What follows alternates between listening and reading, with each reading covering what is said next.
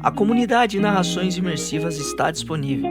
Acesse o link na descrição, ou então no primeiro comentário fixado, ou até mesmo no QR Code na sua tela. Você pode assinar a nossa comunidade em 2 plataformas. Estamos tanto na Aurelo quanto no Spotify, via Patreon. Ao se tornar membro da nossa comunidade, além dos livros já disponíveis no nosso canal, você encontra uma série de livros exclusivos para a nossa comunidade. Todos os livros são em formatos de MP3, sem interrupções ou propagandas, para uma maior e melhor narração imersiva. E para aqueles que já são membros, já estão aproveitando do nosso mais novo projeto, que se trata de Harry Potter totalmente ambientado, sonorizado e com a trilha oficial dos filmes. A versão definitiva para quem busca uma verdadeira imersão na saga. Então não fique de fora. Assine a nossa comunidade e descubra mais uma forma de ouvir narrações imersivas.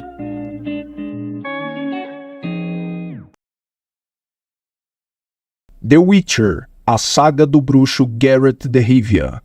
7º livro, A Senhora do Lago, de Andrzej Sapkowski. Narração Mauro Ramos. Capítulo 9. Algumas das chamas eram altas e fortes, brilhavam intensa e vivamente. Outras, no entanto, eram pequenas, vacilantes e trêmulas, e sua luz escurecia e se extinguia. E na própria ponta havia uma chama franzina e fraca, quase latente, titubeante, que resplandecia ocasionalmente com grande esforço ou apagava-se quase por completo. A quem pertence essa chama moribunda? O bruxo perguntou. A você, a morte respondeu. Florence Delanoë, Contos e Lendas. O planalto, em quase toda a sua extensão, até os distantes cumes das montanhas roxas envoltas pela névoa, parecia um mar pedregoso. Ondulado em alguns pontos, exibia saliências ou arestas. Eriçado em outros, devido aos dentes pontudos dos arrecifes. Essa impressão parecia ainda mais impactante por causa das carcaças dos navios. Dezenas de destroços de galés, galeaças, cocas, caravelas, brigues, urcas, dracares. Alguns pareciam estar ali fazia pouco tempo. Outros eram apenas amontoados de tábuas e balizas quase irreconhecíveis, que, evidentemente, estavam lá havia dezenas ou mesmo centenas de anos. Alguns navios caídos tinham as quilhas voltadas para o alto. Outros, tombados de lado, pareciam ter sido arremessados por tempestades e vendavais satânicos. Outros ainda pareciam navegar, marear por entre esse oceano de pedras. Erigiam-se retos e firmes, com as figuras de proa orgulhosamente empinadas, com os mastros apontando para o zênite, com os restos das velas dos brandais e dos estais esvoaçando. Tinham até tripulações espectrais, esqueletos presos entre as tábuas putrefatas, marinheiros mortos emaranhados nos cabos, para sempre ocupados com uma navegação infinita. Bandos de pássaros negros desprenderam-se das vergas, dos mastros, cabos e esqueletos, alarmados com a aparição de um cavaleiro, espantados pela batida dos cascos, e alçaram voo grasnando. Salpintaram o céu por um instante e revoaram em bando sobre a beira de um precipício, no qual, no fundo, jazia um lago cinzento e liso feito mercúrio. Na borda dele via-se uma fortaleza escura e sombria que, com suas torres, dominava sobre o depósito de carcaças e estava parcialmente suspensa sobre o lago, com os baluartes encravados na parede vertical. Kelp dançou, resfolegou, remexeu as orelhas arrebitadas, enfadada com as carcaças e toda a paisagem de morte ao seu redor. Estava incomodada com os pássaros negros já de volta, que pousavam novamente nos mastros e vaus partidos, nos brandais e nas caveiras. As aves perceberam que não era preciso temer um cavaleiro solitário e que, se alguém ali tivesse que ter medo, seria o próprio cavaleiro. Calma, Kelpie. É o fim do caminho. Este é o lugar certo e o tempo certo, Ciri falou com voz alterada. Sem saber como, conseguiu chegar ao portão, emergindo como um fantasma em meio às carcaças. Os sentinelas que vigiavam o portão a avistaram primeiro, alarmados pelo grasnar das gralhas. E agora gritavam, gesticulavam, apontavam para ela com os dedos, chamando os outros sentinelas. Quando chegou até a torre do portão, o lugar já estava totalmente ocupado por uma multidão em algazarra. Todos olhavam para ela, tanto os poucos que já a haviam visto antes e a conheciam, entre eles Boreas Mun e Dacre Silifant, como os numerosos que apenas tinham ouvido falar dela e agora olhavam espantados para a moça de cabelos cinzentos com uma cicatriz no rosto e uma espada nas costas. Entre eles, os novos recrutas de Skellen, mercenários e simples bandoleiros vindos das redondezas de Ebbing. Olhavam também para a bela égua negra com a cabeça erguida para o alto, roncando e tinindo as ferraduras nas lajes do pátio. A algazarra repentinamente terminou. Um silêncio absoluto tomou conta do lugar. A égua, ao pisar, levantava as patas como uma bailarina. As ferraduras ressoavam como martelos batendo contra a bigorna. Demorou para que alguém cruzasse as bisarmas e os ranceurs, impedindo-a de seguir adiante. Alguém, com um gesto inseguro e receoso, estendeu a mão na direção da coxa do animal. A égua roncou. «Guie-me até o senhor deste castelo», a moça falou com voz vibrante. Boreas Mun, sem saber por quê, sustentou seu estribo e deu-lhe a mão. Os outros seguraram a égua, que batia os cascos e resfolegava. «Está me reconhecendo, moça? Já nos encontramos uma vez», Boreas falou em voz baixa. «Onde?» «No gelo». Olhou direto nos olhos dele. «Naquela época não olhava para os rostos», respondeu com indiferença. Ele acenou a cabeça com seriedade e perguntou: «Você foi a senhora do lago?» «Que veio fazer aqui, moça? Por que veio?» «Vim buscar Yennefer. E vim para encontrar meu destino». «Seu destino será a morte», ele sussurrou. «Você está no castelo de Stygia. Se eu fosse você, fugiria daqui rápido e para o mais longe possível». Olhou para ele outra vez. E, num instante, Boreas entendeu o que ela quis dizer com esse olhar. Stefan Skellen apareceu. Ficou observando por um bom tempo a moça com os braços cruzados no peito. Por fim, com um gesto enérgico, fez sinal para que o seguisse. E ela foi, sem dizer uma palavra, escoltada e cercada por homens armados. «Que moça estranha», Boreas murmurou e estremeceu. «Por sorte, já não precisamos mais nos preocupar com ela», Dacre Silifant disse com sarcasmo. «Eu não entendi por que você conversou tanto com ela. Foi ela, essa bruxa, que matou Vargas e Fripp e depois Ola Harsheim. Quem matou Harsheim foi o Coruja, não foi ela». Boreas o interrompeu. «Ela poupou nossa vida lá naquele gelo, embora pudesse ter matado e afogado como filhote de cachorro todos nós, inclusive Coruja». «Até parece», Dacre cuspiu no chão do pátio. «Ele vai recompensá-la por essa misericórdia junto com o mago e Bonhart. Você vai ver, Mun. Pode ter certeza de que eles vão dar um belo trato nela.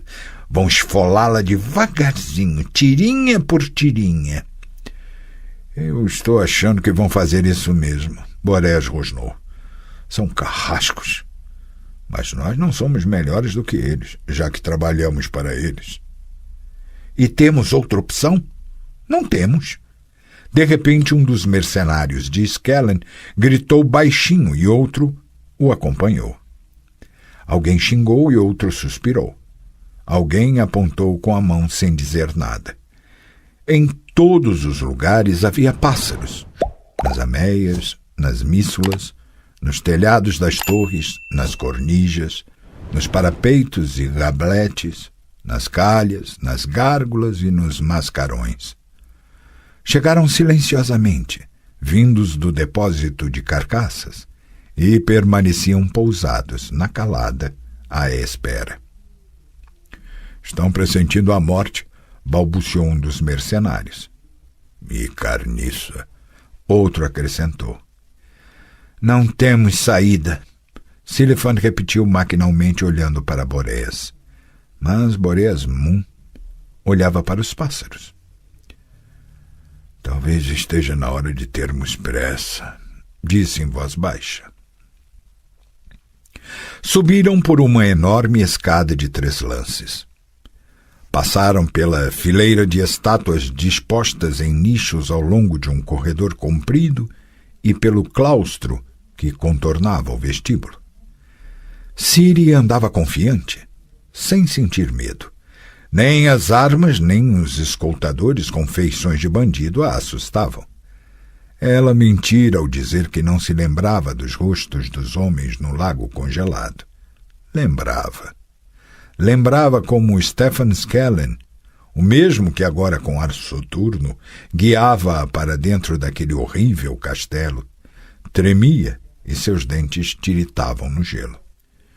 Agora, quando por vezes olhava para trás e a fitava, Ciri percebeu que ele ainda tinha um pouco de medo dela.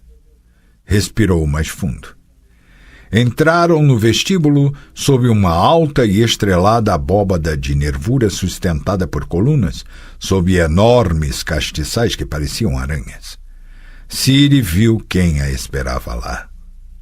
O medo encravou seus dedos grifanhos em suas vísceras, apertou seu punho, puxou e girou.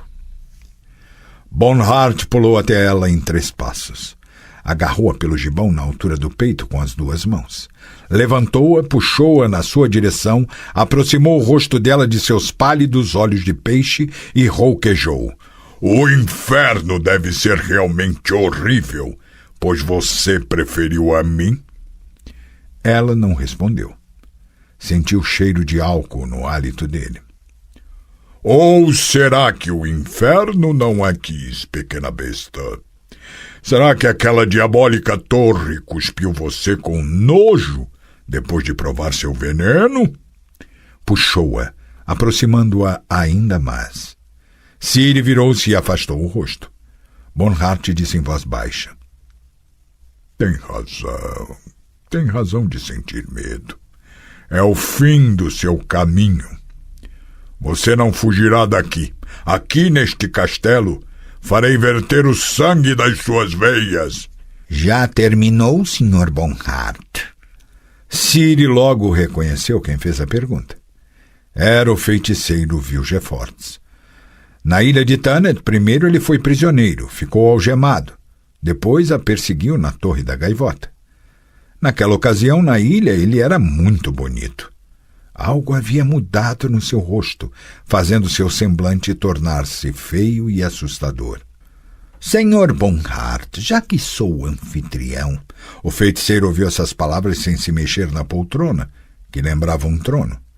Permita-me assumir a prazerosa obrigação de dar as boas-vindas à nossa convidada, a senhorita Cirila de Sintra, filha de Paveta, neta de Calante, descendente da famosa Lara Dorren Aeb Shiadalhal, ao castelo de Estiga. Bem-vinda! Aproxime-se, por favor. Das últimas palavras que o feiticeiro disse, o deboche havia desaparecido, ocultado sob a máscara da gentileza. Havia nelas apenas ameaça e ordem. Ciri logo percebeu que não conseguiria se opor ao comando. Sentiu medo, um horrível medo que a paralisava. Aproxime-se, Vilgefortz sibilou. E Ciri percebeu o que havia de errado no rosto dele. O olho esquerdo, consideravelmente menor que o direito, piscava, revolvia-se, girava feito louco na roxa cavidade enrugada. A imagem era terrível. Postura valente, nenhum sinal de medo no semblante dela, o feiticeiro falou, inclinando o rosto. Parabéns, contanto que a sua coragem não se deva à estupidez. Vou logo esclarecer quaisquer dúvidas. Como o Sr. Bonhart observou, e com razão, você não fugirá daqui, nem por meio de teleportação, nem usando as suas habilidades excepcionais. Ciri sabia que ele estava certo. Antes, assegurava-se sempre, até o último momento, de que conseguiria fugir e se esconder no meio dos tempos e dos espaços, se fosse preciso. Agora sabia que isso era uma ilusória esperança, uma quimera. O castelo vibrava com magia negativa, hostil, alheia, e a magia penetrava, permeava, rastejava pelas suas vísceras como um parasita, escarafunchava asquerosamente o seu cérebro. Ela não podia fazer nada. Estava sob o domínio do inimigo. Estava impotente. Não há saída, Ciri pensou. Sabia o que estava fazendo, sabia com quais intenções tinha ido lá. O restante eram apenas ilusões. Então, que aconteça o que tiver que acontecer. Bravo! Uma avaliação correta da situação. Que aconteça o que tiver que acontecer. Ou melhor, que aconteça o que eu decidir. Interessante. Será que você, minha formosa, é capaz de adivinhar qual será a minha resolução? Disse Vilgefortz. Ciri queria responder, mas, antes que conseguisse vencer a resistência da garganta contraída e ressecada, outra vez ele se antecipou a ela, sondando seus pensamentos. Claro que você sabe. A senhora dos mundos, a senhora dos tempos e dos espaços. Sim, minha formosa, sua visita não me surpreendeu. Sei como você fugiu do lago e para onde foi. Sei com quem se encontrou e o que encontrou. Sei como você chegou até aqui. Só não tenho conhecimento de uma coisa. Será que o caminho foi longo e lhe proporcionou muitas emoções? Lançou um sorriso falso e antecipou-se outra vez. Não precisa responder. Sei que foi interessante e emocionante. Sabe, eu mesmo estou muito ansioso para fazer essa experiência. E invejo muito seu talento. Minha formosa, você será obrigada a compartilhá-lo comigo. Sim, será obrigado é a expressão adequada. Simplesmente não a libertarei das minhas mãos até que você o compartilhe comigo. Não a soltarei das minhas mãos nem de dia, nem de noite. Ciri finalmente entendeu que não era só o medo que apertava sua garganta. O feiticeiro a amordaçava e a estrangulava usando de magia. Debochava dela. Humilhava-a na frente de todos. Solte, Yennefer, conseguiu articular tossindo e curvando-se devido ao esforço. Solte-a e poderá fazer comigo tudo o que quiser. Bonhart caiu na gargalhada. Stefan Skelling também riu secamente. Vilgefortz mexeu com o dedo mindinho no canto de seu olho macabro. Você não pode ser tão insensata a ponto de não saber que posso fazer com você o que eu quiser. Sua proposta é patética, ridícula, sem nenhum sentido. Ela ergueu a cabeça, embora isso lhe custasse muito esforço, e falou: Você precisa de mim para ter um filho comigo. Todos querem isso. Você também. Sim, estou sob o seu poder. Eu mesma vim até aqui. Você não me capturou, embora tenha me perseguido pela metade do mundo. Vim aqui sozinha e eu própria me entrego a você. Por Yennefer, pela vida dela. Você acha isso engraçado? Então tente resolver as coisas comigo na base da força e da violência, e verá que a vontade de rir passará num instante. Bonhart, num pulo, aproximou-se dela, ameaçando-a com o chicote.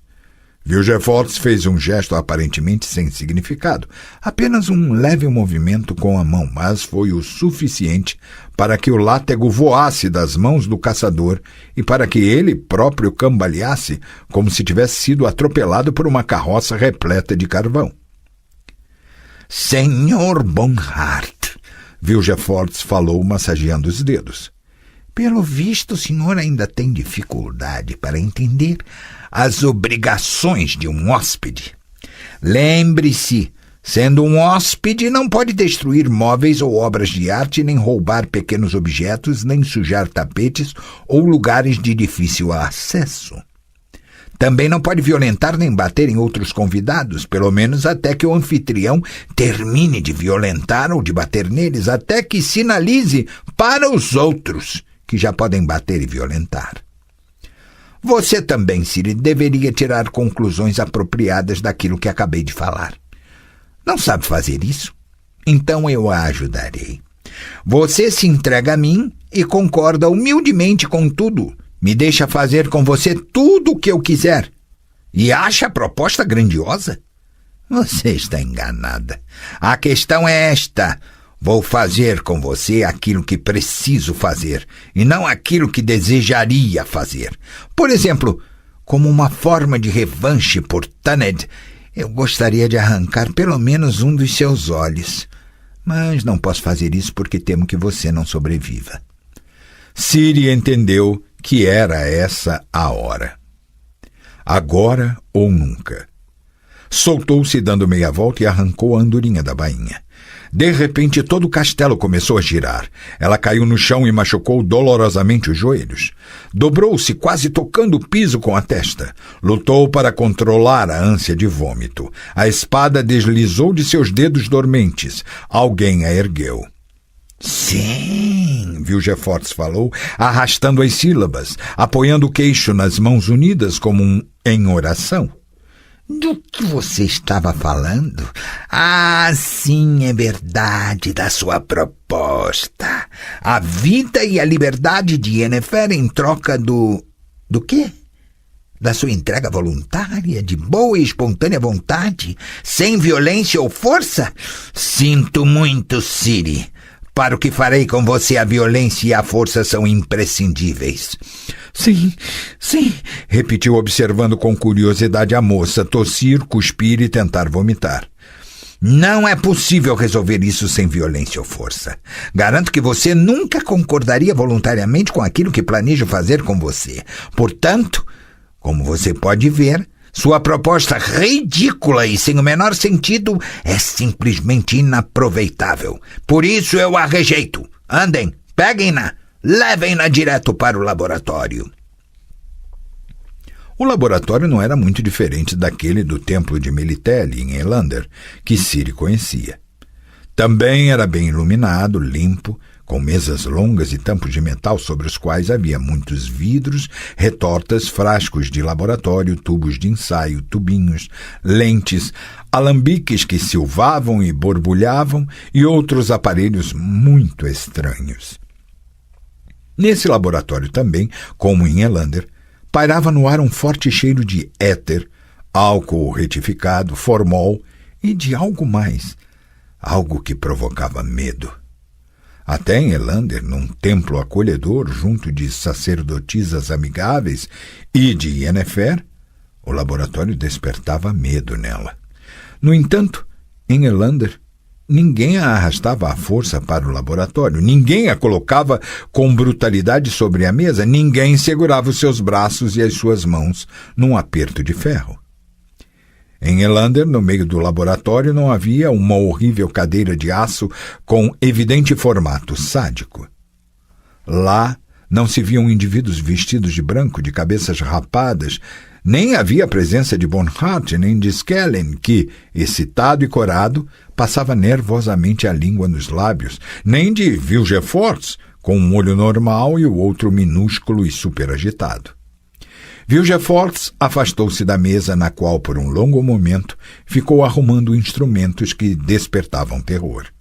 Aproximou-se de Ciri e falou: Veja, minha formosa donzela, minha chave para o poder e o domínio, não apenas sobre este mundo, que é a vaidade das vaidades, condenado inclusive a uma iminente destruição, mas sobre todos os mundos, sobre uma ampla extensão de espaços e tempos formados após a conjunção.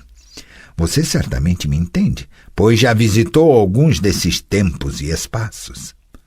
Depois de um momento de silêncio, arregaçou as mangas e continuou: Tenho até vergonha de admitir que o poder me atrai muito. É presunçoso, eu sei, mas quero ser soberano. Sonho em ser um soberano reverenciado, abençoado pelo povo, pelo simples fato de existir. E desejo ser venerado se, por exemplo, tentar salvar o mundo de um cataclismo, mesmo se decidisse salvá-lo apenas por capricho. Ah, Ciri, o meu coração se alegra só de pensar que vou recompensar generosamente os fiéis e castigar terrivelmente os desobedientes e rebeldes. As preces dirigidas a mim por gerações inteiras, oradas por mim, pelo meu amor e pela minha graça, serão para mim como mel, um doce néctar para minha alma. Por gerações inteiras, Ciri, por mundos inteiros. Preste atenção. Você está ouvindo? Do ar, da fome, do fogo, da guerra e da ira de Vilgefortz. Salvai-nos. Mexeu os dedos diante do rosto de Ciri, depois agarrou violentamente suas bochechas. Ela gritou, tentou livrar-se, mas ele a segurava com força. Seus lábios começaram a tremer. Vilgefortz percebeu isso e soltou uma gargalhada. A criança do destino! Riu nervosamente, e do canto dos seus lábios saiu uma mancha de espuma. Aenhen Irhaea, o sagrado sangue antigo élfico, agora só meu. Endireitou-se bruscamente, limpou os lábios e declarou já no seu tom frio habitual: Vários tolos e místicos tentaram enquadrá-la em fábulas, lendas e profecias. Seguiram o gene que você carrega, a herança dos antepassados. Confundindo o céu com as estrelas refletidas na superfície de uma lagoa, supuseram misticamente que o seu gene, ao qual atribuem grandes possibilidades, continuaria evoluindo e alcançaria a plenitude da sua força no seu filho ou no filho do seu filho. E desse modo cresceu em volta de você uma aura mística, pairou o fumo do incenso. Mas a verdade é simples, muito simples. Diria mesmo que organicamente simples. O que importa, minha formosa, é o seu sangue, no sentido absolutamente literal e não figurado da palavra.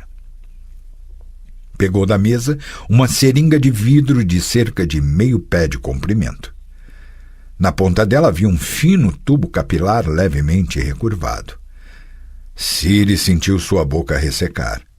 O feiticeiro examinou a seringa contra a luz e afirmou com frieza: Daqui a pouco você será despida e colocada na cadeira, exatamente naquela ali, para a qual você olha com tanta curiosidade. Permanecerá nela algum tempo em uma posição pouco confortável. Será fecundada por meio deste objeto, que, pelo visto, também fascina você. Não será tão desagradável, já que a maior parte do tempo você estará semiconsciente por causa do efeito dos elixires que administrarei via intravenosa para que o óvulo fecundado seja implantado de modo apropriado e para evitar uma gravidez ectópica. Não precisa ter medo. Tenho experiência, já fiz isso antes centenas de vezes. Na verdade, eu nunca o fiz antes como uma escolhida pelo destino, mas não acho que os úteros ou os ovários das escolhidas sejam muito diferentes daqueles das moças comuns. Vilgefortz continuou, deleitando-se com o que dizia. E agora, o mais importante. Talvez você fique preocupada, mas pode ser que receba a notícia com alegria. Saiba que você não dará à luz. Talvez a criança até possa ser um grande escolhido, com capacidades excepcionais, o salvador do mundo e o rei dos povos. No entanto, ninguém pode garantir isso, e não tenho a mínima intenção de ficar esperando tanto tempo. Necessito do sangue. Mais precisamente do sangue placentário. Logo depois que a placenta se formar, eu a retirarei de dentro de você. Depois disso, minha formosa, o resto dos meus planos e das minhas intenções, como você já percebeu, não mais lhe dirão respeito. Por isso, não tem sentido contar-lhes quais são. Isso causaria apenas uma frustração desnecessária. Calou-se, fazendo uma espetaculosa pausa. Ciri não conseguia controlar os lábios trêmulos. Acenou com a cabeça num gesto teatral e disse: E agora você está convidada a sentar-se na cadeira, senhorita Cirila. Valeria a pena que essa vagabunda da Yennefer assistisse ao que vai acontecer. Ela merece. Os dentes de Bonhart brilharam debaixo do bigode branco quando ele falou isso. É claro. No canto dos lábios sorridentes de Vilgefortz apareceu novamente uma ponta branca de espuma. A fecundação é de fato algo sagrado, majestoso e solene. É um mistério que deveria ser assistido por toda a família. E Yennefer é uma quase mãe. Aliás, nas culturas primitivas, a mãe participava ativamente no defloramento da filha. Andem, tragam-na para cá. Mas quanto à fecundação... Bonhart debruçou-se sobre Ciri, que os rapados acólitos do feiticeiro começaram a despir. Não se poderia fazer isso, Sr. Vilgefortz, de uma maneira mais comum, mais tradicional? Skellen bufou, meneando a cabeça. Vilgefortz franziu levemente a sobrancelha. Não, Sr. Bonhart, não se pode, respondeu com frieza. Ciri soltou um grito agudo, como se acabasse de se dar conta da seriedade da situação. Um grito, depois outro. Horas! O feiticeiro franziu o senho. Entramos na caverna do leão corajosamente com a testa e a espada erguidas e agora nos assustamos com um pequeno tubo de vidro? Que decepção, minha donzela! Ciri, sem se constranger, pela terceira vez soltou um grito tão alto que a vidraria no laboratório tiniu. E, de repente, todo o castelo de Estiga respondeu com gritaria e alarme. Estamos ferrados, filhos, repetiu Zadarlik, arranhando o pé do Ranceur recoberto com metal para tirar o esterco de entre as pedras do pátio. Vocês vão ver que nós, pobres coitados, estamos ferrados. Olhou para os camaradas, mas nenhum dos sentinelas se manifestou. Boresmund, que por vontade própria, e não por uma ordem, permaneceu com os vigias no portão, tampouco comentou algo. Como Silifante, ele poderia ter ido atrás de Coruja, poderia ver com os próprios olhos o que aconteceria com a Senhora do Lago e qual seria seu destino. Mas Borés não queria assistir. Preferia ficar lá, no pátio, ao ar livre, longe das câmaras e salas do Castelo Alto para onde a moça foi levada. sabia que onde ele estava, nem sequer um grito chegaria aos seus ouvidos. Esses pássaros negros são um sinal de mau agouro. Com um movimento da cabeça, Zadarlik apontou para as gralhas que permaneciam pousadas em cima dos muros e das cornijas. Essa moça que chegou montada na égua negra é um sinal de mau agouro. Digo-vos que nós servimos a coruja em uma maléfica ação. Ora, dizem que ele próprio já não é mais legista, nem um senhor importante, mas um fora da lei como nós, e que o imperador está terrivelmente enraivecido com ele.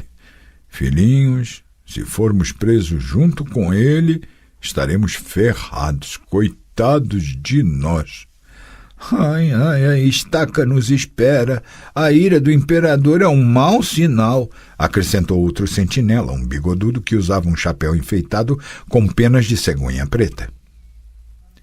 Poxa, talvez já não sobre tempo ao imperador para tratar da gente, intrometeu-se um terceiro sentinela, que havia chegado ao castelo de Estiga fazia relativamente pouco tempo, com o último grupo de mercenários recrutados por Skellen.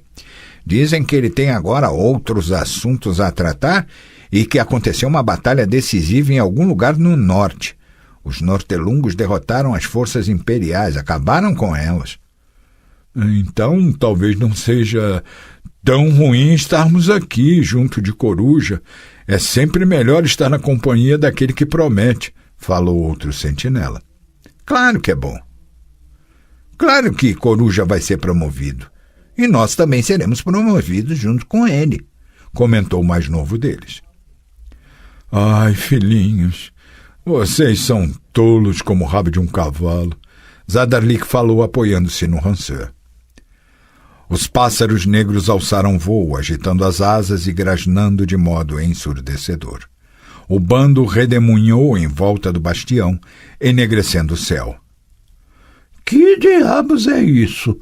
Um dos sentinelas rosnou. Abram o portão, por favor! De repente, Boreas Moon sentiu um cheiro penetrante de ervas, de sálvia, hortelã e tomilho. Engoliu a saliva, sacudiu a cabeça. Fechou e abriu rapidamente os olhos. Não adiantou. Um indivíduo magro e grisalho que parecia um cobrador de impostos surgiu subitamente junto deles e não mostrava ter a mínima intenção de desaparecer. Permanecia lá, sorrindo com os lábios cerrados. Os cabelos eriçados de Boreas por pouco levantaram o gorro dele. Abra um portão, por favor, o fulano sorridente repetiu. Sem demora, assim será melhor. Zadarlik soltou o ranceur que tiniu ao cair no chão. Permaneceu paralisado, mexendo os lábios silenciosamente. Seus olhos estavam vagos. Os outros aproximaram-se do portão, pisando de modo rígido, sem naturalidade, feito autômatos. Tiraram a viga e abriram o portão. 4 cavaleiros adentraram o pátio, acompanhados pelo estrondo das batidas dos cascos. Um deles tinha o cabelo branco como neve e a espada em suas mãos reluzia feito um relâmpago. O segundo era uma mulher de cabelos claros que empinava o arco montada num cavalo a galope. O terceiro cavaleiro, uma moça relativamente jovem, dilacerou a têmpora de Zadarlik com um impetuoso golpe de seu sabre recurvado. Boreas Moon pegou às pressas o ranceur que havia caído no chão e resguardou-se com a haste. De repente, o 4º cavaleiro alteou sobre ele.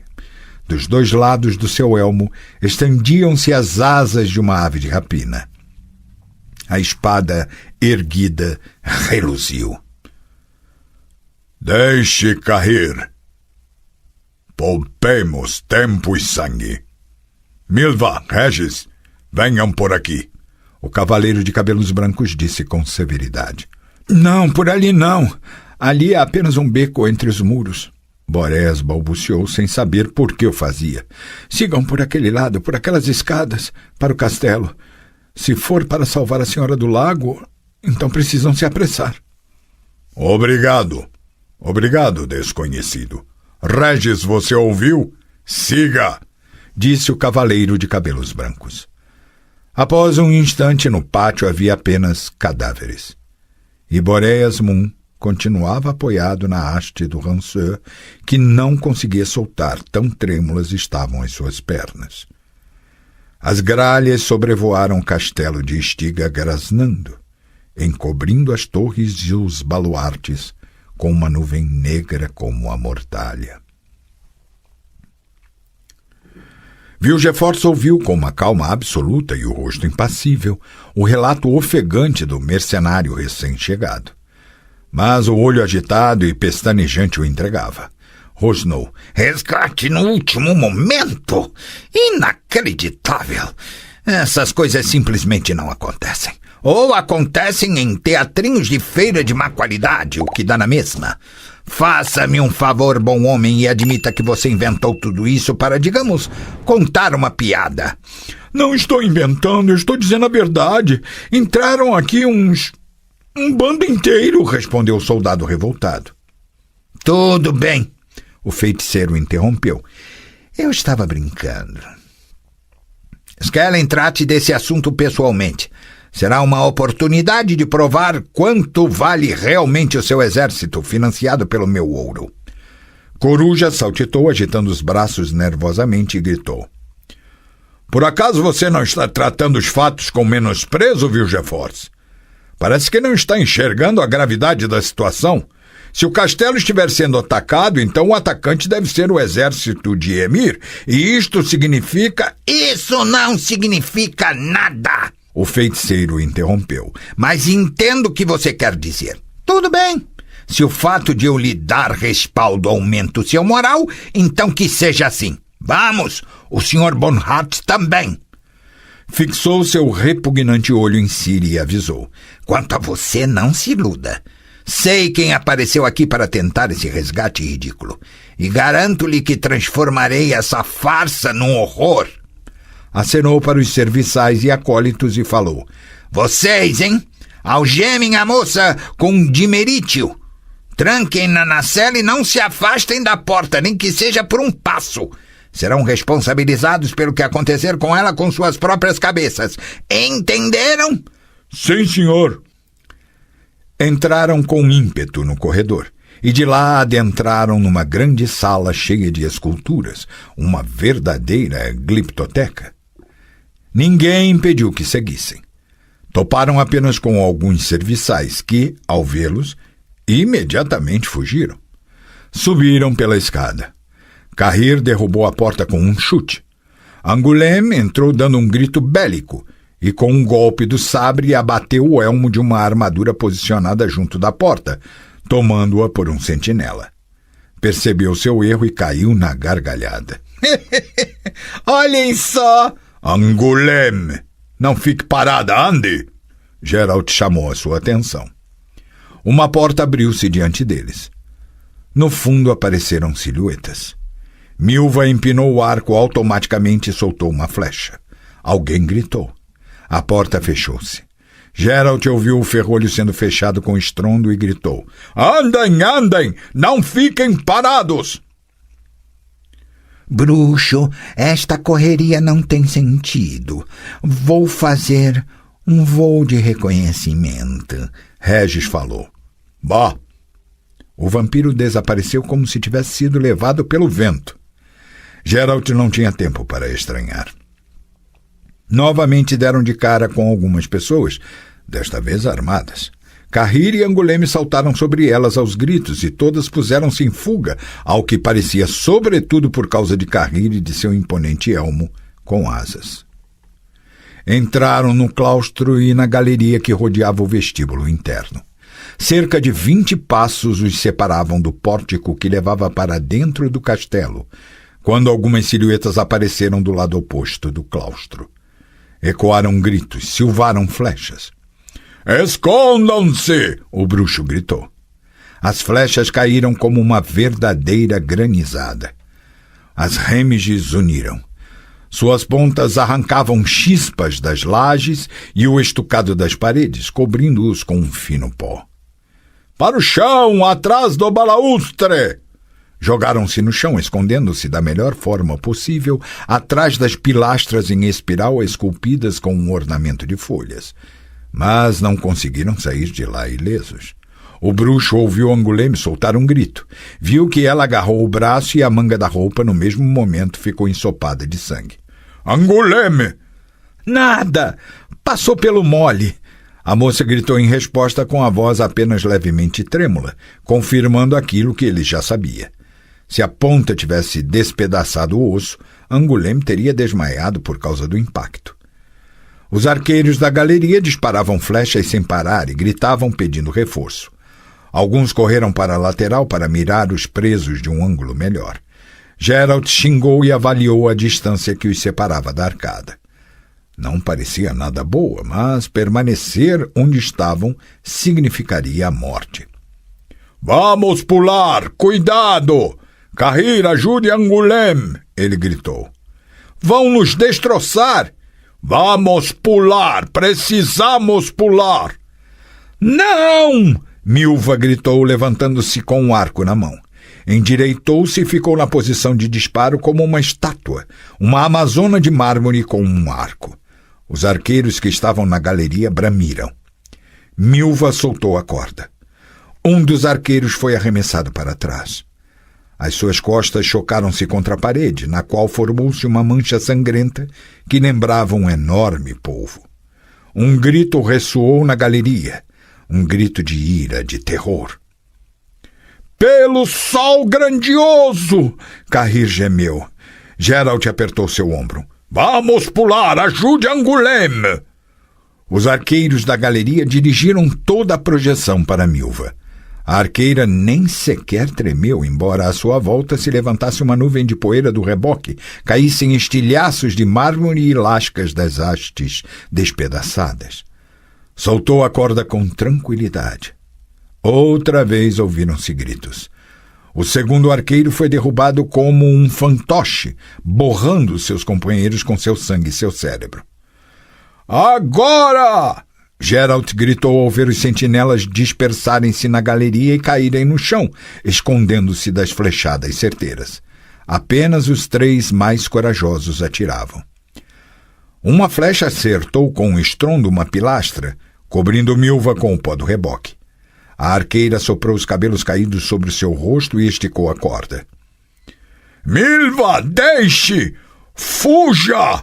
Geralt, Angoulême e Cahir conseguiram alcançar a arcada. Só mais uma! Disse a arqueira, com a rêmige da flecha no canto da boca. A corda estalou. Um dos 3 corajosos uivou, caiu por cima do balaústre, inclinou-se e tombou sobre as lajes do pátio. Ao verem isso, os outros imediatamente perderam a coragem. Caíram no chão e agarraram-se a ele. Aqueles que chegaram correndo não se arriscaram a entrar na galeria e se tornar alvo fácil para Milva. Houve apenas uma exceção. Milva o avaliou. Era baixo, magro e moreno. Usava um protetor no antebraço esquerdo, polido de tão desgastado, e uma luva de arqueiro na mão direita. Viu erguer o arco composto, bem proporcionado, com uma empunhadura entalhada esculpida e esticá-lo suavemente. Viu a corda alongada ao máximo riscar seu rosto moreno. Viu a rêmige de penas vermelhas tocar sua bochecha. Viu que almejava bem. Ergueu o arco e esticou suavemente, mirando já durante o alongamento. A corda tocou seu rosto e a empenagem da rêmige o canto de sua boca. Força! Força, Mariazinha! Puxa até a carinha! Enrole a corda com os dedos para que a flecha não caia do ponto de ancoragem. Apoie a mão com força na bochecha. Mire! Com os 2 olhos abertos. Agora prenda a respiração e atire! A corda, apesar do protetor de lã, mordiscou dolorosamente o seu antebraço esquerdo. O pai tentou falar alguma coisa, mas começou a tossir. Era uma tosse grave, seca e pungente. A tosse está cada vez pior, pensou Mariazinha Bevering ao abaixar o arco. Cada vez pior e cada vez mais frequente. Ontem começou a tossir quando mirava um corso. Por isso no almoço comemos apenas espinafre selvagem cozido.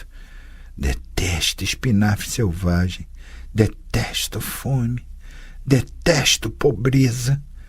O velho Bering inspirou o ar, tossindo roucamente. A flecha desviou por 5 do centro do alvo, moça. 5! Não falei para você não tremer tanto na hora de soltar a corda?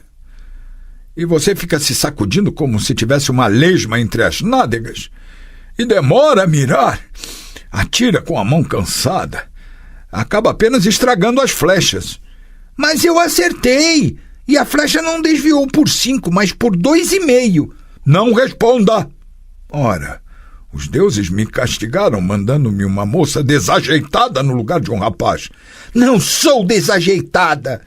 Vamos ver. Atire mais uma vez. E lembre-se do que lhe falei. Tem que se manter firme no chão, mirar e atirar rapidamente.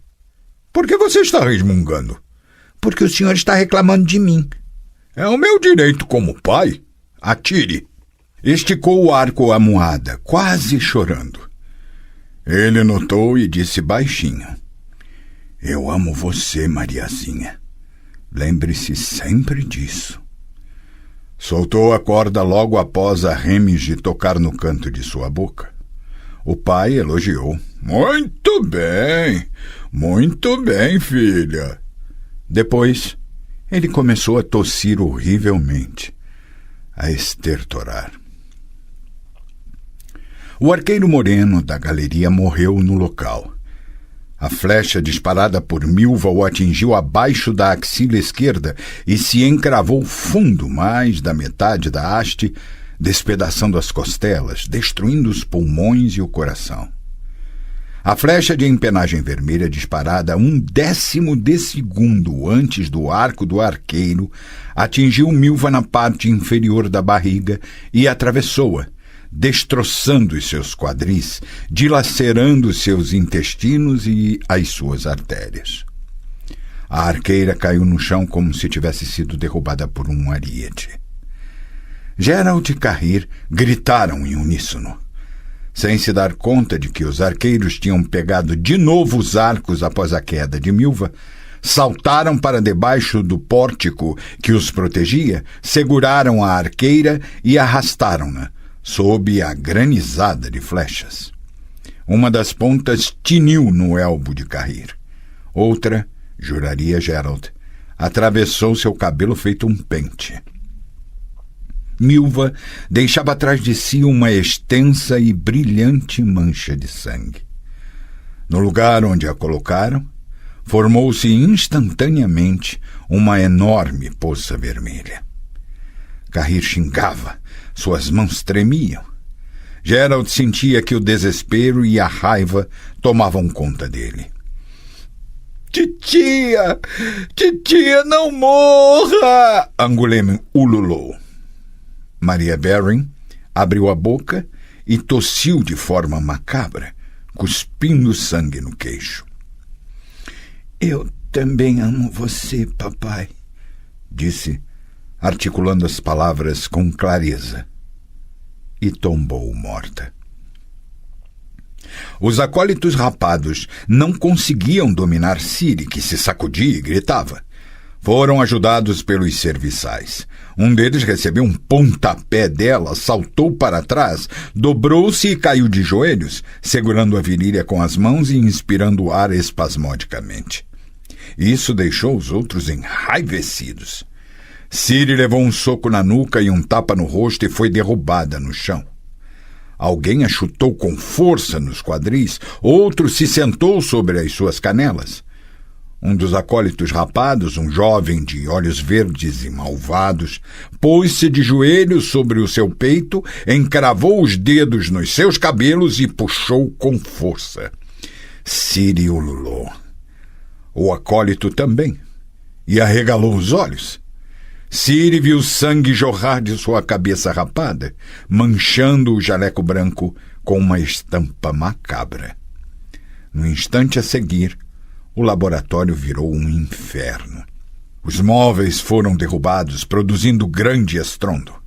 O trincar penetrante e o estalo do vidro quebrando misturaram-se com o ganir infernal dos homens. As decocções, os filtros, os elixires, os extratos e outras substâncias mágicas derramavam sobre as mesas, caíam no chão e misturavam-se. Algumas silvavam ao entrar em contato com as outras e formavam-se nuvens de fumaça amarela. Momentaneamente, um fedor corrosivo encheu o local. Por entre a fumaça, atrás das lágrimas que caíam devido ao odor, Ciri viu horripilada um vulto negro que lembrava um enorme morcego a debater-se no laboratório com uma incrível velocidade. Viu-o esbarrar nas pessoas durante sua revoada e as pessoas atingidas por ele caindo aos gritos. Diante de seus olhos, um serviçal que tentava fugir foi arrancado do chão e derrubado sobre a mesa, onde ficou debatendo-se, jorrando sangue e guinchando por entre as retortas, os alambiques, os tubos de ensaio e os frascos de laboratório quebrados. As misturas derramadas respingaram sobre a lamparina. Ouviu-se um silvo, um odor espalhou-se pelo local e, de repente, aconteceu uma explosão no laboratório. A onda de calor dissipou a fumaça. Ciri cerrou os dentes para não gritar. Na cadeira de aço destinada a ela, um homem magro, grisalho, vestido elegantemente de preto, mordia e chupava calmamente o pescoço do acólito rapado pendurado sobre o seu joelho. O acólito guinchava baixinho e tremia. As suas pernas e os seus braços esticados saltavam ritmicamente. Chamas cadavericamente roxas dançavam sobre o tampo de aço da mesa. As retortas e os frascos de laboratório explodiam com estrondo. O vampiro arrancou os caninos pontudos do pescoço da vítima e fixou em Ciri os olhos negros como um azeviche. Existem ocasiões em que simplesmente não há como não aproveitar para tomar um pouco, disse num tom de esclarecimento, lambendo o sangue dos lábios. Ao ver a expressão do rosto de Ciri, falou sorrindo. Não tenha medo, Ciri. Fico feliz por ter encontrado você. Chamo-me Emiel Regis. Sou companheiro do bruxo Geralt, embora isto pareça um tanto estranho. Vim até aqui junto com ele para salvá-la. Um mercenário armado entrou com ímpeto no laboratório em chamas. O companheiro de Geralt virou a cabeça na direção dele, sibilou e mostrou os caninos. O mercenário uivou terrivelmente e demorou a silenciar, mesmo distante. Emiel Regis tirou do joelho o corpo do acólito, imóvel e mole, feito um pano. Levantou e espreguiçou-se como um gato e disse: Quem diria? Disse, um pirralho qualquer, mas dono de um sangue singular. Isto tem nome, virtude oculta. Deixe, Cirila, que eu a leve até Geralt. Não, Ciri balbuciou. Não precisa ter medo de mim. Não tenho medo, protestou, lutando corajosamente contra os dentes que insistiam em bater. Não é isso. Yennefer está presa aqui. Preciso libertá-la o mais rápido possível. Temo que Vilgefortz... Por favor, senhor. Emiel Regis. Estimado senhor, avise Geralt, por favor, que Vilgefortz está aqui. É um feiticeiro, um poderoso feiticeiro. Diga a Geralt que tenha cuidado. Você deve ter cuidado, Regis repetiu, olhando para o corpo de Milva. Vilgefortz é um poderoso feiticeiro. Ela, no entanto, foi libertar Yennefer. Geralt soltou um palavrão. Vamos, vamos! Gritou, para despertar nos companheiros o ânimo perdido. Angoulême levantou-se, enxugou as lágrimas e falou. Vamos então, vamos! Está na hora de dar uma surra em algumas bundas, caralho! Estou me sentindo tão forte que poderia inclusive quebrar a porra deste castelo. O vampiro sibilou, soltando um sorriso horripilante. O bruxo olhou para ele desconfiado e disse: Bom, talvez nem tanto assim. Mas tentem passar para o andar superior e provoquem confusão para desviar a atenção de mim. Tentarei achar Ciri. Foi uma péssima ideia, vampiro, você tê-la deixado sozinha. Foi ela que mandou. Regis explicou com calma, num tom e com uma postura que não permitiam nenhuma discussão. Admito, surpreendeu-me. Eu sei. Subam aos andares superiores. Força! Tentarei achá-la. Ela ou Yennefer. Achou, e com relativa rapidez. Topou com eles de súbito quando surgiram inesperadamente na curva de um corredor. Viu, e essa visão fez a adrenalina picar-lhe as veias no dorso das mãos. Alguns fortões arrastavam Yennefer pelo corredor. A feiticeira estava toda desgrenhada e algemada, o que não a impedia de tentar soltar-se, de sacudir-se e xingar como um carregador de porto. Geralt não deixou que os fortões se recuperassem do susto. Bateu só uma vez, e apenas em um deles com um curto golpe do cotovelo. O fortão ganiu feito um cão, cambaleou, bateu com a cabeça contra uma armadura de placa instalada num nicho, o que produziu um tinir e um estrondo, e deslizou sobre ela, sujando as chapas com seu sangue. Os outros 3 soltaram Yennefer e saltaram para trás. O quarto agarrou a feiticeira pelo cabelo, encostou uma faca no pescoço dela, um pouco acima da gargalheira de Merítio, e uivou: "Não se aproxime! Vou matá-la! Não estou de brincadeira!" "Nem eu!" Geralt redemoinhou a espada e mirou nos olhos do fortão, que não resistiu. Ele soltou Yennefer e juntou seus companheiros. Todos já tinham armas na mão. Um deles arrancou de uma panóplia uma alabarda histórica que tinha uma aparência ameaçadora.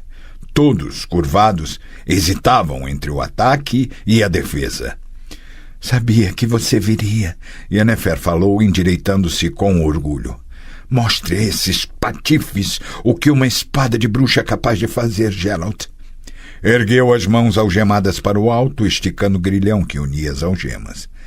Geralt segurou o cirril com as 2 mãos, inclinou a cabeça levemente, almejou e cortou de uma maneira tão veloz que ninguém notou o movimento da lâmina. As algemas tiniram ao cair no chão. Um dos fortões suspirou. Geralt segurou o punho da espada com mais força e posicionou o dedo indicador acima do guarda-mão. "Fique firme, Guien. Incline um pouco a cabeça, por favor." A feiticeira nem tremeu. O som do metal atingido pela espada era muito nítido. A gargalheira de Merítio caiu junto das algemas. No pescoço de Yennefer brotou apenas uma única e minúscula gota vermelha. Riu, massageando os pulsos, e virou-se para os fortões. Nenhum deles resistiu ao seu olhar.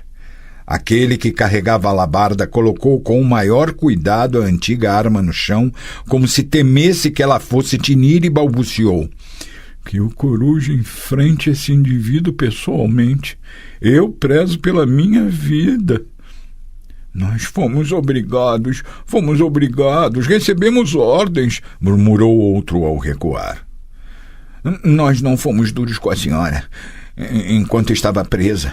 Testemunhe a nosso favor", pediu o terceiro, passando a língua nos lábios.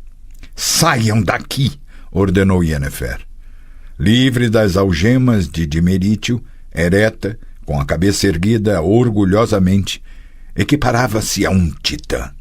Parecia alcançar a abóbada com seu cabelo negro, desgrenhado. Os fortões fugiram sorrateiramente sem olhar para trás. Yennefer encolheu-se, voltando ao tamanho normal, e lançou-se para abraçar Geralt. "Sabia que você viria para me resgatar", murmurou, procurando com os seus lábios os de Geralt. "Sabia que você viria, apesar dos pesares." Após um momento, puxando o ar, ele disse: "Vamos, agora precisamos achar Ciri." "Ciri", ela repetiu, e num instante uma brasa roxa que despertava terror ardeu em seus olhos. "E Vilgefortz." Um fortão munido de uma besta apareceu de trás da quina, gritou e atirou, apontando para a feiticeira. Geralt saltou como se tivesse sido empurrado por uma mola e agitou a espada. A seta rebatida passou sobre a cabeça do besteiro, tão próxima que o fez se contrair. Não teve tempo de se descontrair. O bruxo saltou até ele e o dilacerou como se fosse uma carpa. Havia mais 2 fortões no fundo do corredor, também munidos de bestas. Também atiraram, mas suas mãos tremiam demais para que conseguissem acertar. Num instante o bruxo já estava junto deles, e os 2 caíram mortos. Por onde, Yen? A feiticeira concentrou-se, fechando os olhos. Por aqui, por esta escada. Você tem certeza de que este é o caminho certo? Sim. Os facínoras os atacaram logo atrás da curva do corredor, próximo ao portal ornado com uma arquivolta. Eram mais de 10 indivíduos, armados com lanças, partazanas e corsescas. Também mostravam-se decididos e persistentes. Mesmo assim, tudo aconteceu rápido. Um deles logo foi atingido no centro do peito com um dardo de fogo disparado por Yennefer. Geralt girou executando uma pirueta e caiu no meio dos outros. Seu cirril anão reluzia e silvava feito uma serpente. 4 caíram mortos e os restantes fugiram. Na fuga, o tinir e o estrépito provocaram um eco nos corredores. Está tudo bem, Yen? Não podia estar melhor. Vilgefortz apareceu sob a arquivolta e falou calma e sonoramente. Estou muito admirado. De verdade estou impressionado, bruxo. Você é ingênuo e por demais estúpido, mas sua técnica realmente impressiona. Seus facínoras acabaram de fugir, deixando você à nossa mercê. Entregue-me Ciri e pouparemos a sua vida. Yennefer falou com a mesma calma. Sabe, Yennefer, que essa já é a 2ª proposta magnânima que recebo hoje? Obrigado mesmo. Eis a minha resposta, o feiticeiro disse com um largo sorriso. Cuidado! Yennefer gritou, saltando para o lado. Geralt também saltou, bem na hora. Uma coluna de fogo disparada das mãos estendidas do feiticeiro transformou numa massa negra e sibilante o lugar onde estavam antes de saltarem. O bruxo limpou a fuligem e os restos das sobrancelhas do rosto. Viu que Vilgefortz estendia a mão. Foi para o lado, caindo no chão atrás da base da coluna. O estrondo foi tão grande que sentiu uma picada nos ouvidos e todo o castelo estremeceu. O eco fez o estrondo propagar-se pelo castelo. As paredes tremeram, os lustres tiniram. Um enorme retrato a óleo com uma moldura banhada a ouro caiu no chão com estrépito. Os mercenários que saíam correndo do vestíbulo tinham um medo selvagem nos olhos. Stefan Skellen lançou-lhes um olhar feroz e chamou a atenção deles com expressão e voz marciais. — O que aconteceu? Falem! — Senhor legista, um deles estertorou. — O inferno! Eles são demônios ou diabos. Atiram com os arcos sem falhar. Cortam terrivelmente. A morte por todos os lados. Tudo está vermelho de sangue. Uns 10 foram mortos, talvez mais. E lá, estão ouvindo? Outro estrondo. O castelo estremeceu. Magia. Vilgefortz. Bem, vamos ver. Vamos verificar quem fez o quê e com quem. Skellen murmurou. Outro soldado surgiu correndo. Estava pálido e coberto de pó do reboco. Por um longo momento não conseguiu articular nenhuma palavra.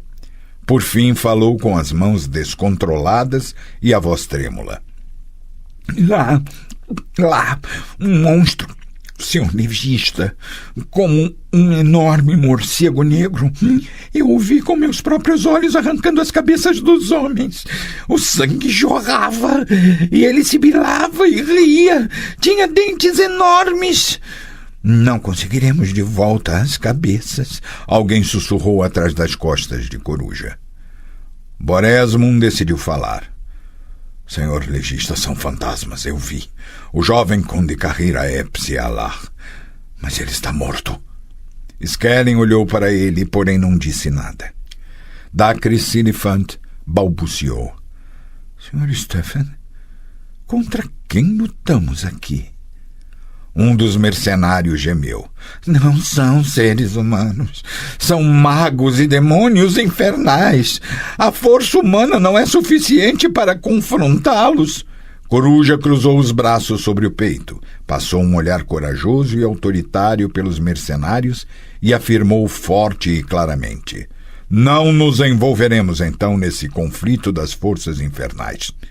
Que os demônios lutem contra os demônios, os feiticeiros contra os feiticeiros e os fantasmas contra os mortos-vivos. Não vamos atrapalhá-los. Esperaremos aqui, com calma, o resultado da batalha. Os rostos dos mercenários resplandeceram. O moral cresceu visivelmente. Skellen retomou com uma voz forte. Essas escadas são a única via de escape. Esperaremos aqui. Veremos quem tentará descer por elas. Um terrível estrondo ressoou lá em cima. O estuque caiu da abóbada, produzindo um nítido rumorejar. Sentiu-se o cheiro de enxofre e queimado. Coruja gritou poderosa e corajosamente para animar sua tropa. Está muito escuro aqui. Andem, acendam tudo que for possível. Tochas, brandões. Precisamos conseguir enxergar quem aparecer nessas escadas. Encham com algo que pegue fogo aqueles cestos de ferro. Com o quê, senhor? Sem proferir nenhuma palavra, Skellen apontou para aquilo a que se referia. O mercenário perguntou incrédulo. Com pinturas? Com quadros? É isso mesmo, Coruja bufou. O que vocês estão olhando? A arte morreu! As molduras e as pinturas foram destroçadas. A madeira seca e as telas envernizadas pegaram fogo instantaneamente, fulgurando e produzindo uma chama clara. Boresmund ficou olhando. Já estava completamente decidido. Ouviu-se um estrondo, acompanhado de um relâmpago. A coluna de trás da qual tinham conseguido se afastar quase no último momento se desfez. A base dela quebrou. O capitel ornado de acanto bateu contra o chão, despedaçando o mosaico de terracota. Um sibilante raio globular foi lançado na sua direção. Yennefer o rebateu, vociferando sortilégios e gesticulando. Vilgefortz aproximava-se deles. A sua capa revoava como as asas de um dragão. Ao andar dizia: Yennefer não me surpreende. É mulher, portanto uma criatura menos evoluída, movida por um caos hormonal. No entanto, você, Geralt, não é só um homem sensato por natureza, mas também um mutante imune às emoções. Acenou com a mão. Novamente um estrondo, outro relâmpago. O escudo mágico criado por Yennefer rebateu o raio. Vilgefortz continuou passando fogo de uma mão para outra. Apesar da sua sensatez, você apresenta uma admirável, embora pouco sábia, coerência numa única questão. Você deseja remar com insistência contra a corrente e urinar contra o vento. Isso tinha que acabar mal. Saiba que hoje, aqui no castelo de Estiga, você urinou contra um furacão. A luta travava-se em algum lugar dos pisos inferiores.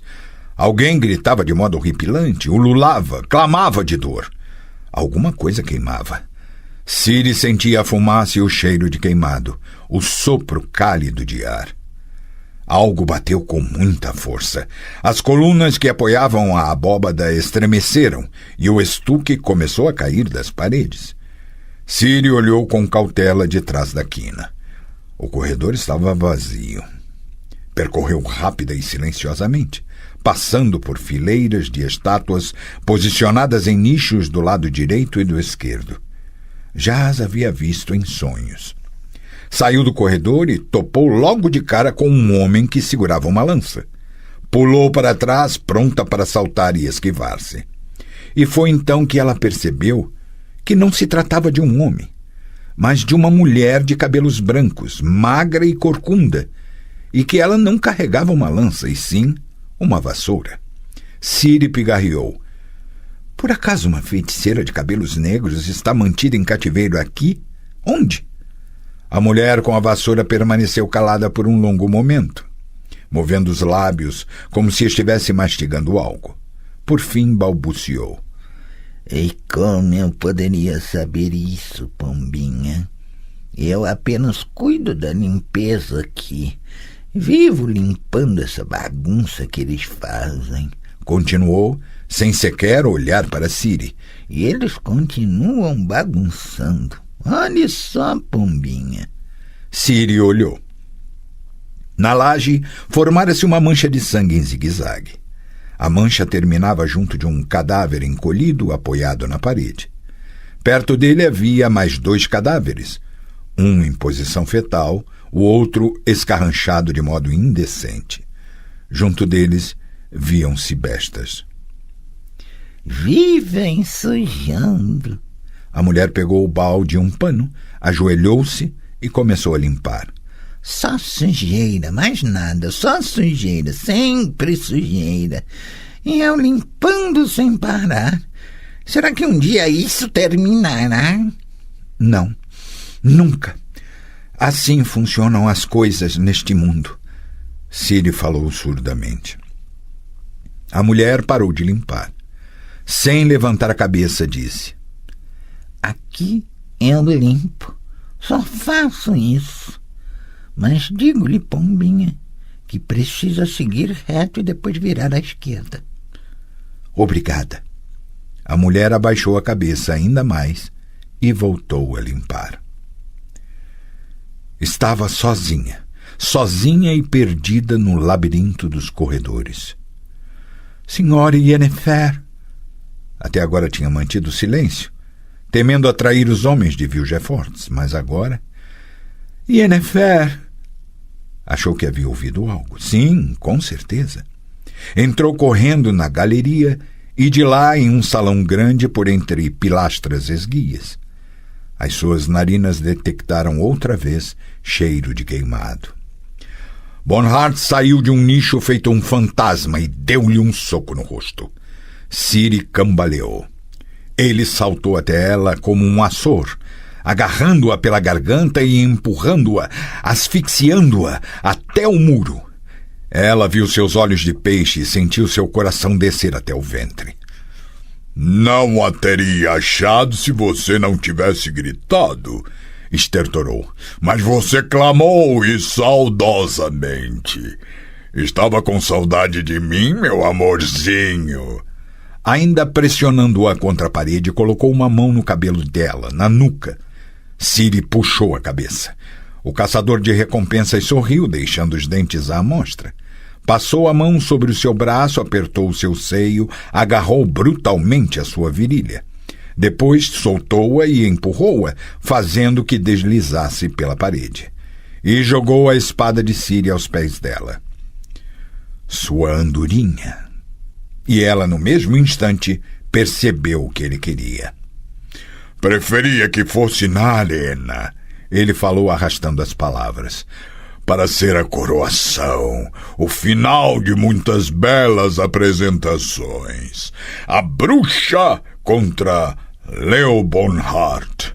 Todos pagariam para ver algo assim. Ande, levante o ferro e desembainhe-o. Obedeceu, mas não tirou a lâmina da bainha. Apenas pendurou o cinto transversalmente para que o cabo estivesse ao alcance de sua mão. Bonhart deu um passo para trás e disse: Pensei que esses tratamentos que Villefort preparou para você seriam suficientes para satisfazer meus olhos. Mas estava errado. Preciso sentir a sua vida escorrer pela minha lâmina. Cago para os feitiços e os feiticeiros, para o destino, as profecias e as vicissitudes do mundo. Cago para o sangue antigo e o novo. O que significam para mim todos esses feitiços e encantos? O que resultará deles? Nada! Nada se pode comparar ao prazer, interrompeu a sua fala. Ciri viu os lábios dele se cerrarem e os olhos reluzirem de forma agourenta. Ele sibilou. Derramarei o sangue de suas veias, bruxa. E depois, antes de você arrefecer, celebraremos nossas núpcias. Você é minha e morrerá sendo minha. Pegue a arma! Um distante estrondo ressoou. O castelo estremeceu. Bonhart esclareceu com um rosto impassível. Vilgefortz está transformando seus libertadores bruxescos em polpa. Ande, moça, pegue a espada! Fugir, pensou, congelando de medo. Fugir para outros espaços, outros tempos, para longe dele, bem longe. Sentiu vergonha. Como assim fugir? Deixar Yennefer e Geralt à sua mercê? O juízo sussurrava-lhe. Não serei muito útil morta. Concentrou-se, apertando os punhos nas têmporas. Bonhart entendeu momentaneamente o que estava para acontecer e lançou-se sobre ela, mas era tarde demais. Um zunido nos ouvidos de Ciri, algo reluziu. Consegui, pensou triunfantemente. Logo percebeu, porém, que o triunfo era prematuro. Deu-se conta disso ao ouvir gritos selvagens e sortilégios. O fiasco deve ter sido causado pela aura maligna, hostil e paralisante deste lugar. Deslocou-se, não para muito longe, sequer fora do alcance do olhar dele, só para o extremo oposto da galeria, a pouca distância de Bonhart, mas longe do alcance das suas mãos e da sua espada. Pelo menos por um instante. Perseguida pelo seu berro, Ciri virou-se e pôs-se a correr. Correu por um longo e extenso corredor, seguida pelo olhar morto das canéforas de alabastro que sustentavam as arcadas. Virou uma vez, depois outra. Queria fazer Bonhart perder-se e confundir-se. No entanto, dirigia-se para o local de onde vinham os ruídos do combate. Era lá que estavam seus amigos. Entrou com ímpeto num grande cômodo redondo. No meio dele havia a escultura de uma mulher com o rosto encoberto, com certeza uma deusa, sobre um pedestal de mármore. 2 corredores saíam do cômodo, ambos relativamente estreitos. Escolheu um deles aleatoriamente e, como era de esperar, fez a escolha errada. Uma moça! Peguem-na! Um dos sicários berrou. Eram tantos, tão numerosos, que ela não poderia arriscar algum confronto mesmo num corredor estreito. E Bonhart devia estar muito próximo. Ciri recuou e pôs-se em fuga. Entrou correndo na sala da deusa de mármore e ficou paralisada. Diante dela surgiu um cavaleiro com uma espada enorme, usando uma capa preta e um elmo ornamentado com as asas de uma ave de rapina. A cidade estava em chamas. Ciri ouvia o estalido do fogo, via as chamas trêmulas, sentia o calor do incêndio. O relinchar dos cavalos e os gritos dos assassinados penetravam seus ouvidos. De repente, as asas da ave negra adejaram, encobriram tudo. Socorro! Sintra, pensou, recuperando a consciência. A ilha de Thanet. Ele veio me seguindo até aqui. É um demônio. Estou cercada por demônios, pelos íncubos dos meus sonhos. Atrás de mim, Bonhart, diante de mim, ele. Ouviam-se os gritos e as pisadas dos serviçais que se aproximavam correndo. De repente, o cavaleiro com o elmo deu um passo à frente. Ciri venceu o medo. Arrancou a andorinha da bainha. Não toquem em mim! O cavaleiro deu mais um passo e Ciri viu, espantada, que atrás da capa dele escondia-se uma moça de cabelos claros que trazia um sabre recurvado na mão. A moça passou por Ciri feito um lince e, com um golpe do sabre, dilacerou um dos serviçais sobre a laje. E o cavaleiro, para espanto de Ciri, em vez de atacá-la, despedaçou o outro facínora com um poderoso corte. Os outros recuaram para dentro do corredor. A moça de cabelos claros lançou-se na direção da porta, mas não conseguiu fechá-la. Embora gritasse e agitasse a espada ferozmente, os serviçais conseguiram afastá-la de debaixo do portal. Ciri viu um deles alanhá-la com uma lança e a moça cair de joelhos. Saltou, executando com a andorinha um corte a partir da orelha. Do outro lado surgiu correndo o Cavaleiro Negro, golpeando terrivelmente com a sua longa espada. A moça de cabelos claros, ainda ajoelhada, conseguiu tirar um machado de trás do cinto e lançou, acertando um dos fortões direto no rosto. Depois conseguiu chegar até a porta, fechou-a e o cavaleiro passou o ferrolho nela. Ufa! Carvalho e ferro! Vai ser demorado eles conseguirem derrubar isto, a moça falou. Não perderão tempo. Procurarão outro caminho. O Cavaleiro Negro avaliou com firmeza. Logo em seguida, ao ver a perna da calça da moça ensopada de sangue, ficou soturno. A jovem acenou com a mão num gesto de despreocupação. Vamos fugir daqui. O cavaleiro tirou o elmo, olhou para Ciri e se apresentou. Sou Cahir Mal de Frind, o filho de Cialar. Vim para cá junto com Geralt para socorrê-la, Ciri. Sei que é difícil de acreditar. Já vi coisas mais inacreditáveis, Ciri resmungou. Você percorreu um longo caminho. Cahir. Onde está Geralt? Cahir olhava para ela. Ciri lembrava os seus olhos da ilha de Thanet. Os olhos cor de anil escuro, macios como veludo. Belos olhos. Ele respondeu. Está socorrendo a feiticeira, a Yennefer. Vamos! Vamos, falou a moça de cabelos claros, improvisando uma atadura na coxa. Precisamos ainda dar uns chutes em algumas bundas, pela titia. Vamos, o cavaleiro repetiu. Mas era tarde demais. Fujam! Ciri sussurrou ao ver quem se aproximava pelo corredor. É a encarnação do demônio. Mas ele quer só a mim, não vai persegui-los. Corram, ajudem Geralt! Cahir meneou a cabeça e falou suavemente. Ciri, fico espantado com as coisas que você diz. Vim aqui para o outro lado do mundo para encontrar, salvar e defender você e agora você quer que eu fuja? Você não sabe com quem está lidando. Cahir esticou as luvas, arrancou a capa e envolveu o antebraço esquerdo com ela. Agitou a espada e redemunhou-a, produzindo um zunido. Já saberei. Bonhart parou ao avistar os três, mas só por um momento, e falou. Chegou o resgate? São seus companheiros, bruxa? Ótimo! 2 a mais, 2 a menos, tanto faz. De repente, Ciri teve um alumbramento e vociferou. Despeça-se da sua vida, Bonhart! Chegou o seu fim! O ferro com o ferro se afia! Talvez tenha exagerado. Percebeu um tom falso na sua voz. Parou e olhou desconfiado. Um bruxo? Será mesmo? Cahir redemunhou a espada, assumindo a posição de ataque. Bonhart nem se mexeu. Sibilou. Que coisa! A bruxa prefere caras bem mais novos do que eu imaginava. Dê uma olhada aqui, valentão. Abriu a camisa. Medalhões de prata reluziram em seu punho. Um gato, um grifo e um lobo. Rangeu os dentes e falou.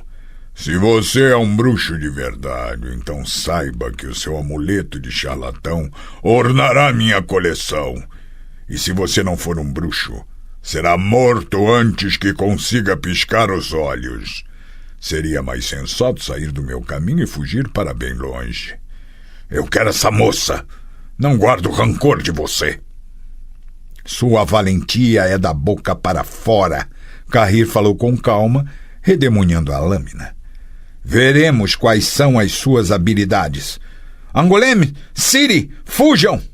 Cahir, corram para socorrer Geralt, corrigiu-se. Correram. Ciri escorava Anguleme, que mancava. Você próprio pediu isso. Bonhart semicerrou os olhos pálidos e deu alguns passos para frente, girando a espada. Eu próprio pedi isso? Cahir, Moar, Defren Naeb Sealar repetiu surdamente: não, assim determinou o destino. Chocaram-se num salto, num embate rápido, cercando-se mutuamente numa agitação selvagem das espadas. O tinir do ferro encheu o corredor, provocando o tremor e o balançar aparente da estátua de mármore. Você não é nada mal, Bonhart roquejou quando se separaram. Não é nada mal, valentão. Mas não é nenhum bruxo. A pequena víbora me enganou. Sua hora chegou. Prepare-se para morrer. Só da boca para fora. Cahir respirou fundo. O embate o convenceu de que tinha poucas chances contra os olhos de peixe. O indivíduo era rápido e forte demais para ele. Sua única chance era o fato de ele estar com pressa para perseguir Ciri. E ele estava visivelmente nervoso. Bonhart atacou outra vez. Cahir bloqueou o corte, curvou-se, saltou, agarrou o adversário pela cintura, empurrou contra a parede e deu-lhe um golpe de joelho na virilha. Bonhart segurou o rosto dele e bateu com força 3 vezes seguidas, com o pomo da espada na parte lateral da cabeça. O terceiro golpe fez Cahir tombar para trás. Ele viu a lâmina reluzir e instintivamente a bloqueou, mas muito devagar.